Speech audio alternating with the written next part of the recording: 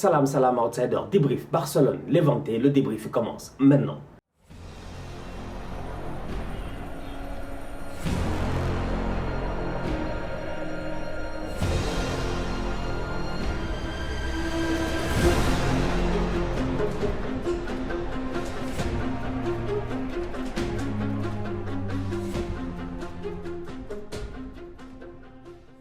Après avoir perdu 2-1 face à Cadiz la semaine passée, le Barça de Ronald Koeman se devait de rebondir et le Barça de Ronald Koeman, aujourd'hui, ils ont rebondi. Cependant, ils n'ont pas rebondi de la meilleure des manières possibles parce qu'à un moment donné, Ronald Koeman, sincèrement, il n'est pas logique avec lui-même. Ce Ronald Koeman-là, ce coach-là, ce Néerlandais-là, quand il est arrivé en début de saison, je vous dis bien, quand il a repris ce club-là, qu'est-ce qu'il nous avait promis? Que les jeunes seront mis de l'avant, que les jeunes allaient jouer. Aujourd'hui, je suis désolé, il revient encore une fois face à Levante et encore une fois je regarde le 11 de départ, je cherche Ricky, je ne le vois pas, alors que toute la semaine, je dis bien toute la semaine, Ronald Koeman nous a dit oui, Ricky a fait une bonne rentrée face à la Juventus, oui, Ricky a été excellent face à la Juventus, toute la semaine il nous l'a dit et comme par hasard aujourd'hui, jour de match, on apprend quoi?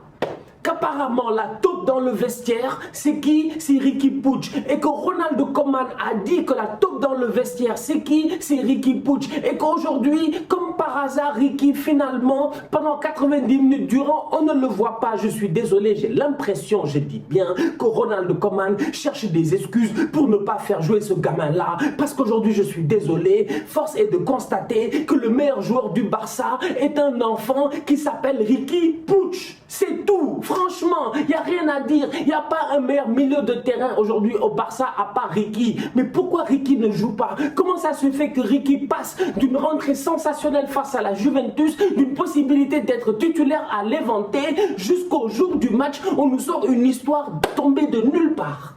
Une histoire que personne n'a compris. Voulons nous faire croire que cet enfant-là est en train de semer la zizanie dans ce vestiaire-là. Je suis désolé, sincèrement, j'ai l'impression que Ronald Koeman cherche des excuses pour ne pas faire jouer Riqui, pour ne pas faire jouer Aleñá, pour ne pas faire jouer les petits de la Masia. Vous me direz que aujourd'hui, le petit Ansu, c'est un petit de la Masia. J'ai envie de vous dire que Ansu est au-dessus du Barça. Ansu, c'est une pépite universelle. Il est obligé de le faire jouer. Mais qu'est-ce qui justifie aujourd'hui les rentrées de Pedri, de Trincao devant les autres petits, Riqui et Aleñá? Ronald Koeman n'en fait qu'à sa tête. Ronald Koeman ne se gère pas. Non seulement les petits de la Masia sont placardisés et on ne comprend pas, mais en plus de ça, il continue à faire jouer certains joueurs par rapport au statut et pas par rapport au mérite. Je suis désolé. Sergio Busquets, à chaque fois qu'il joue, soit il joue 45 minutes, soit il joue 50 minutes, soit il joue 60 minutes, c'est perdu. C'est de temps perdu. C'est un tocard. Je suis désolé, Sergio Busquets, je suis obligé d'en arriver là avec lui parce que Sergio Busquets aujourd'hui n'a aucun, je dis bien, aucun apport dans cette équipe. J'en suis désolé. Sergio Busquets, c'est une légende pour ce qu'il a fait à son poste. Je l'ai dit ici plusieurs fois. Mais à un moment donné, il ne faut pas qu'on nous force Busquets. Aujourd'hui, qu'est-ce qui justifie la présence de Sergio Busquets sur le 11 de départ? Absolument rien. À côté, j'en veux, je dis bien à Busquets. Pourquoi? Parce que je regarde Frenkie de Jong et je me dis, le pauvre Frenkie de Jong, pétri de talent. Voilà un enfant qui sait jouer au football. Mais un enfant qui ne peut pas être bien aujourd'hui. Pourquoi? Parce qu'à côté de lui, il a un gars qui joue à 2 à l'heure, un caterpillar. Et donc du coup, il est obligé constamment de devoir couvrir les lacunes de son coéquipier. Aujourd'hui, Frenkie de Jong qui prend un carton jaune début de deuxième mi-temps, vous blâmez qui? Qui n'est pas là pour se gérer, qui n'est pas là en fait pour essayer de couper les lignes de passe, c'est Sergio Busquets. Qui est là pour essayer de, comment ça s'appelle, pour colmater, c'est le boy de Jong. Qui ensuite en fin de match fait une passe décisive à Messi, c'est le boy de Jong. Donc à un moment donné, sincèrement, je sais qu'il y a beaucoup de Catalans qui attaquent beaucoup Frenkie de Jong, mais j'ai envie de vous dire, comme je vous ai dit, et ça j'ai été très constant par rapport à cela, que Frenkie de Jong aujourd'hui, arrêtez de l'attaquer pour rien. Le boy ne peut rien faire tant qu'à côté de lui, tu ne lui mets pas un joueur de son calibre, un joueur avec qui il peut se comprendre, un boy avec qui ils sont de la même génération. Il y a un problème, je dis bien, générationnel entre Busquets et puis De Jong. Il y en a un qui va à 100 à l'heure mode Tesla, il y a un autre qui va à 2 à l'heure, 2 chevaux, Renault, je sais pas quoi. Franchement, C'est frustrant. C'est très frustrant de voir cette équipe du Barça là. Ils gagnent 1-0 encore une fois sur le talent intrinsèque de Léo Messi parce que Messi c'est un joueur sensationnel. Parce que Messi c'est un joueur extraordinaire. Parce que Messi à lui tout seul, il est capable, je dis bien, de changer le cours de n'importe quel match aujourd'hui. Donc Messi, rapidement, dès qu'il part en profondeur, pied gauche, je me dis c'est mort. Aitor Fernandez a peut-être fait un grand match, mais là sur cette frappe là, il est mort. La preuve, Messi, il claque son but. Donc sur ce point là, on est d'accord. Messi c'est un top joueur. Mais derrière, le coach commande sur le banc, il n'est pas assez intelligent. Franchement, il ne fait aucun bon choix. Aucun bon choix. Son 11 de départ n'est pas bon. Ses changements ne sont pas bons, franchement. À un moment donné, le petit Conrad là, tu ne veux pas le faire rentrer pour amener un peu plus de largeur sur ton terrain. De largeur sur ton terrain. Je regarde là le match à la télé, ils nous mettent le truc là pour nous montrer en fait la largeur, je dis bien, utilisée par Levante, et tu te rends compte que les latéraux de Levante, mais jamais ils ont été mis en danger. Et à chaque fois qu'ils ont été mis en danger, il y a Jordi Alba, ce tocard là qui fait tout le temps la même passe. 3 joueurs du Barça dans la surface de réparation. Fait une passe là-bas pour que les gars claquent un tapin, il ne le fait pas. Il fait quoi? Il cherche Messi. Moi, Jordi Alba, je ne sais pas. Jordi Alba, je ne sais pas. Messi a 3 enfants, non, si je ne me trompe pas. Il n'y en a aucun qui porte le nom de Jordi Alba. On ne m'a même pas dit que Jordi Alba est le parrain d'un des enfants de Messi. C'est-à-dire que l'amitié que Jordi Alba porte à Messi, Messi ne porte pas la même amitié envers Jordi Alba, franchement. Jordi Alba, je suis sûr que pour Messi, c'est un coéquipier de terrain. Jordi Alba doit se gérer. Sur un terrain de foot, il y a 10 autres joueurs. Messi n'est pas le seul joueur sur le terrain. Comment tu peux avoir 3 coéquipiers dans la surface de réparation? Tu fais centre en retrait pour Léo Messi. C'est-à-dire que Alba, il nous fatigue depuis 10 ans. Et je vous l'ai dit la dernière fois, il y en a qui pensent que Jordi Alba, c'est un top latéral, c'est un grand latéral, tout ça. Je vous dis, Eric Abidal, qui était là avant Alba, est 20 fois plus fort que Jordi Alba. C'est moi qui le dis. Arrêtez ça, ouais. Il passe son temps à courir, faire des centres en retrait au meilleur joueur au monde, qui marque tout le temps. Mais à un moment donné, quand même, on a capté. Quand même, réfléchis un peu, on a capté. 3 gars sur phase de réparation, fait centre, il ne le fait pas. Il cherche Messi, il s'arrête.